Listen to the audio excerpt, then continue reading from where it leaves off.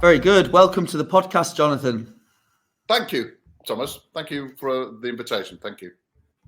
No worries. Jonathan has over 20 years experience working within the testing, inspection and certification industry.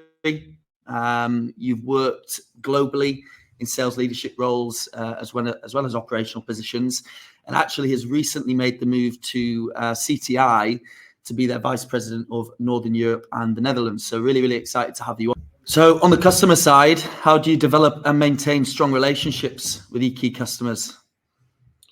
Difficult. I think it's about, again, communications. That's clear. I think it's also about collaboration.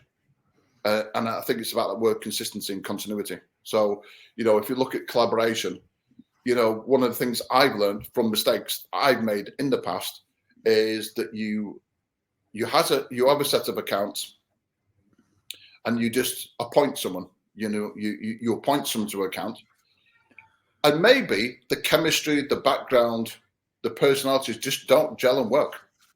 From the client side and from the account manager side, it just doesn't work. So the first step I always like to take is involve the client in the placement of the account manager, because they're invested.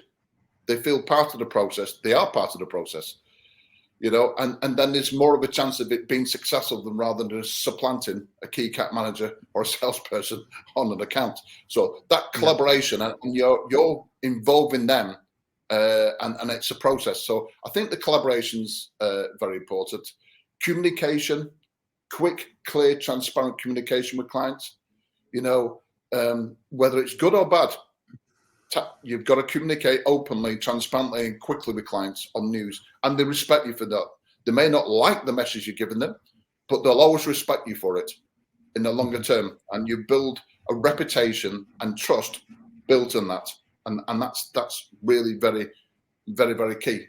And it's about, as one of my ex-colleagues, Mark Bosner, used to say, speaking the language of your client. So understanding the client, understanding their business. What are the challenges, the business performance, what's their strategy, their objectives, their goals, where are the pain points? How can we support them? What solutions do we have to enable them to get to the place they want to do? Our job is to make our client contact look good before their bosses. That's our job. If we're not doing that, we're not doing our job. So understanding them as people, investing them as people, understanding what their goals, if they have a bonus, what do they need to do to achieve it, and how can we enable that pathway to success? So understanding the client, understanding the share price, understanding the financials, having planning, sharing the planning with the client. Again, here's our planning. Are we aligned? These are our objectives. Are we aligned? So they can buy into it and support it and understand what the plans are, right? And again, one of the things I've learned is about continuity. Again, sometimes we'll say, let's have a refresh. Let's move Bill from one account to another account and Jill from client A to client C. Great. That's great for your company, but what about the clients? They think it's a revolving door of key account managers or salespeople, and there's nothing worse. Well, we really enjoyed working with Jill. Why did you decide to move it to another account? And that probably impacts, well, does that mean I'm not that important to you? You've moved it to a more important account. So continuity and consistency are very, very, very, very important. But overall, I'd say, communication and trust, because, I've been in this industry for 18 plus years, and you feel fortunate enough where people give you a level of trust, but it's very quick to lose that trust. So you stay with the fundamentals, you keep doing what you're doing, and generally we're very fortunate to work with a lot of great people in the TIC industry, and you stay true to the fundamentals and the sincerity, and you're authentic. That's a good platform to kind of sell from, basically. Can you provide an overview of the company's history and how it has evolved over time? So it's a very exciting company. If you look at the paradigm, the spectrum of clients in the TIC space, CTI are relatively newcomers. Some of the companies who I've worked for have been trained for 200 years. This is a company that was founded in 2003, only 20 years ago. So it's a relatively new company. So it's very much in a growth phase, which is a very exciting phase. So we're investing in growth, which is great. So it's 20 years. The business, it was the first public, and it is the largest public TIC company in China. Wow. So, it went private into the stock market. We have over 150 labs, and we employ 12,000 people.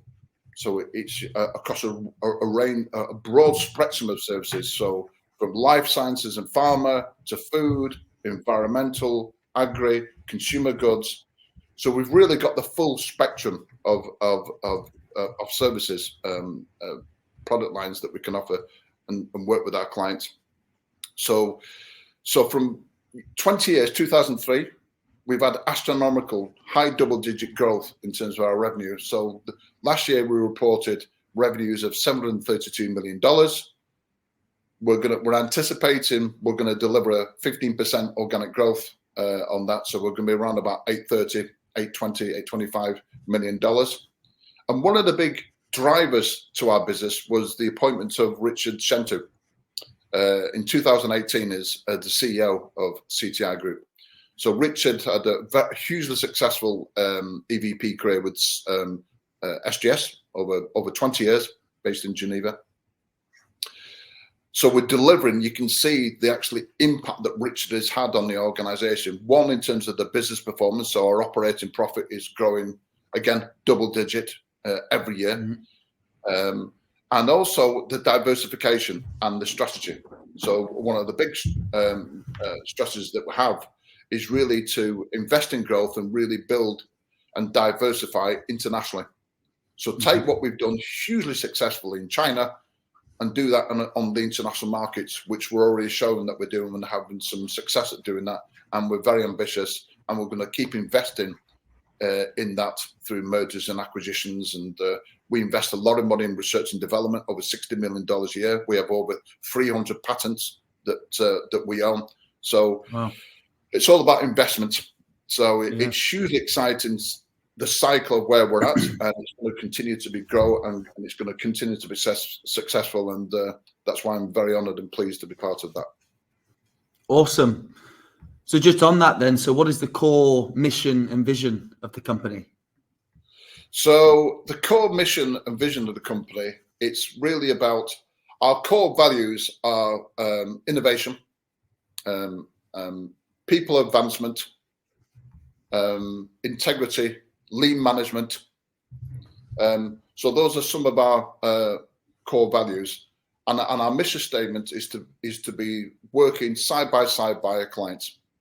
We're a very client-focused business, and the feedback I've been getting from clients, and I've been having conversation with clients is that we are very innovative. We do really flex around, and what we have been only 20 years in this business. What we don't have the legacy, and that can be a positive sometimes. So we're walking into rooms and countries and clients with a different perspective, with a clean approach, a new approach, with new ideas, and we're ready and willing and to work with clients and flex around them. We're not going to them telling them what we do and this is what you need to do. We're saying, right, we want to work with you, we want to partner with you. How can we support you?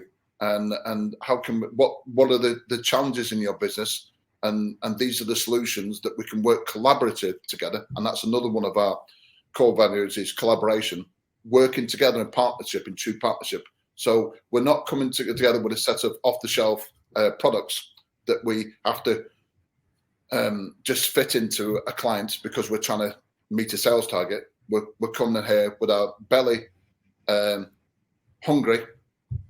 We've got 2 ears, 1 mouth, so we're listening to what our clients want, and we're delivering those solutions. So it's a very fresh approach. It's very commercial and pragmatic. So in terms of the missions, working side by side by our clients, and some of the core values that we have are very exciting. Wonderful, thank you. So just in terms of trends, how do you think digitalization and automation is impacting the ATIC industry, and what opportunities does it present for companies operating within the space?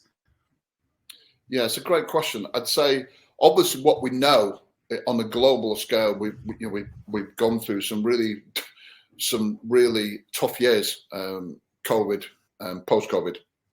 Yeah. So what that's created in relative, we look at it across Europe, a cost of living crisis, right? So every penny counts. Every penny that anyone spends counts. So for our clients, from the client perspective, is they've got some major challenges. It's slow moving stock, having to write down stock,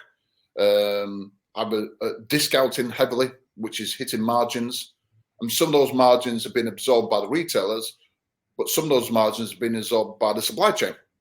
So there's a lot of pressure, and typically volumes of products and sales have reduced.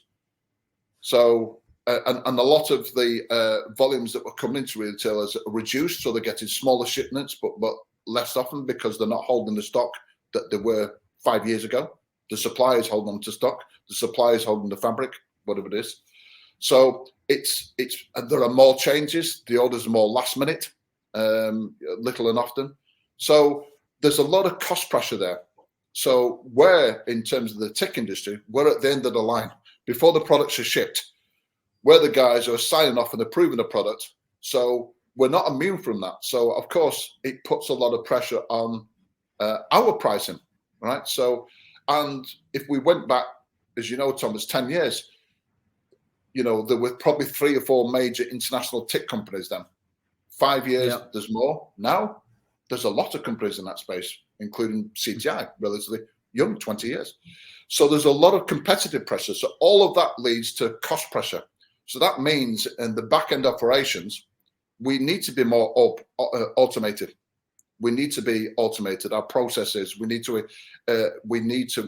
had to invest in robotics, for example, to increase our efficiency. So that gives us a little bit more margin, and then if we're more lean and agile and efficient in our operations, that money can be reinvested in prices when we're going into RFP and tenders with clients, because that's what we need to do to stay competitive.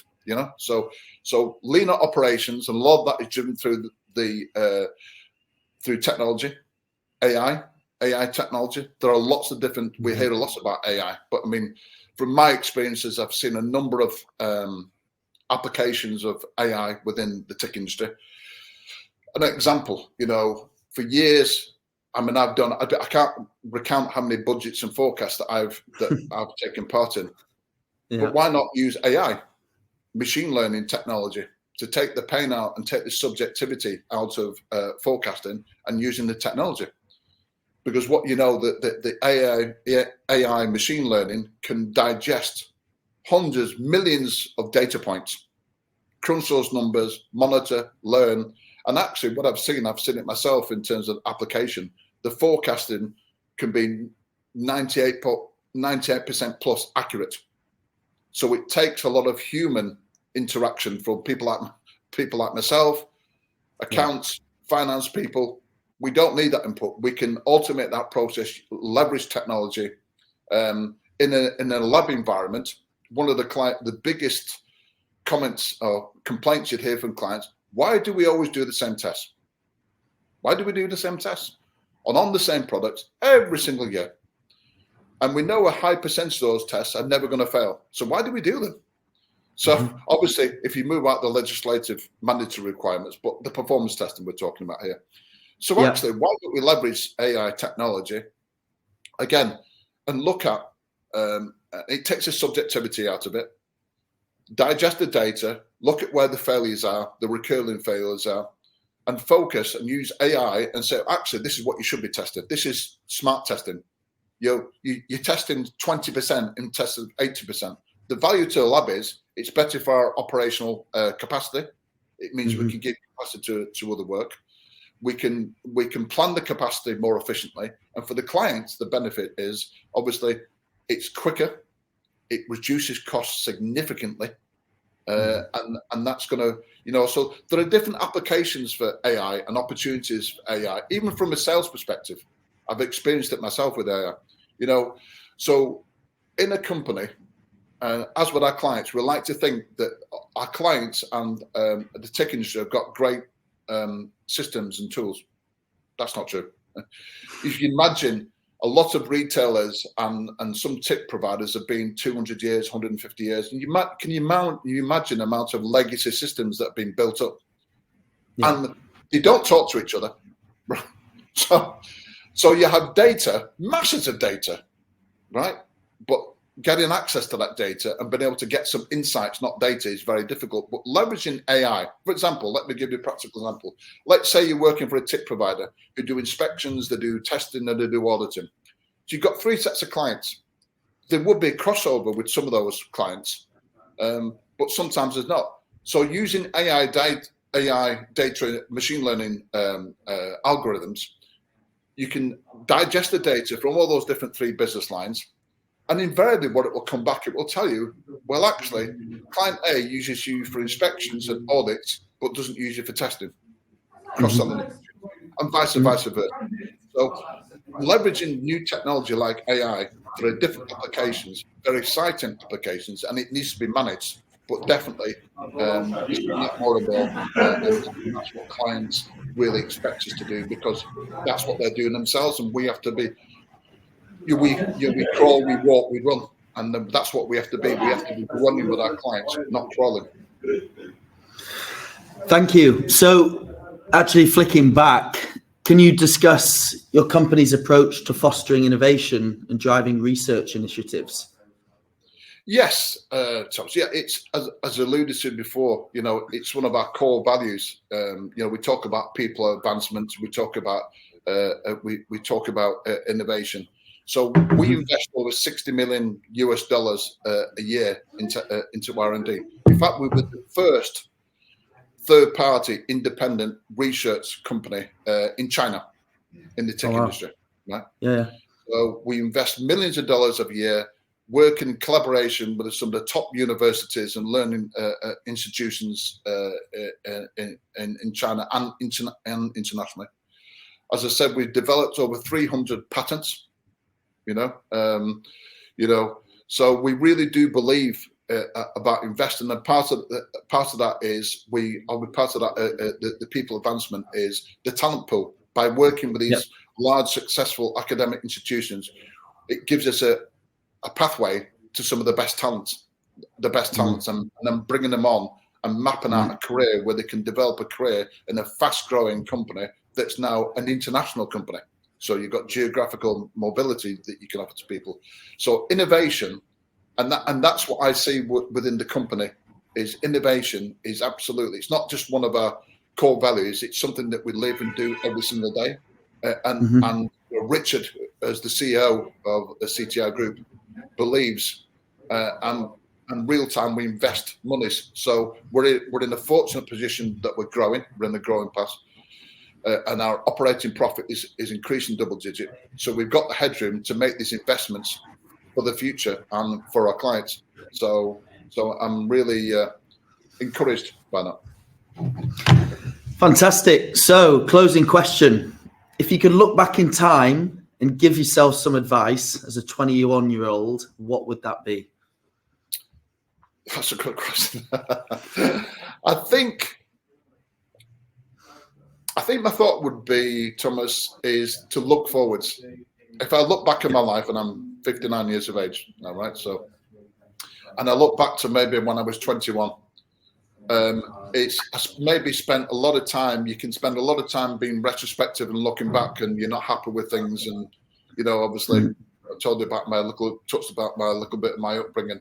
You have your angst and bitterness and anger and lack of fulfillment. But the best piece of advice is to look forward. It's to look forward. It's the best thing. Not look where you are now and be satisfied where you are now.